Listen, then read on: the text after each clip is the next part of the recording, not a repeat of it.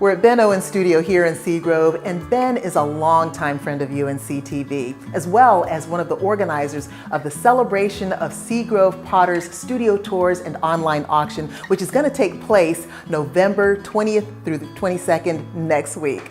Ben, can you tell us a little bit about what we're getting ready to see next week? One of the new things for this community in Seagrove for the Potters is we're having a special studio tour. In the past, we would have the festival held at the Lux Cannery or the bean plant, we call it locally. But because of COVID, we really thought that it would be best to have the studio tour and take in place of that so that people can go out and visit individual shops and control the amount of people in one concentrated area.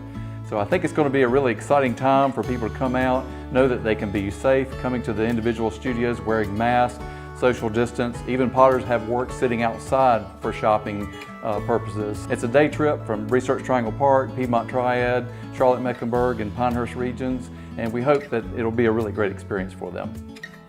The celebration of Seagrove Potters Studio Tour and Online Auction is November 20th through the 22nd in Seagrove. For all the information you need, go to discoverseagrove.com.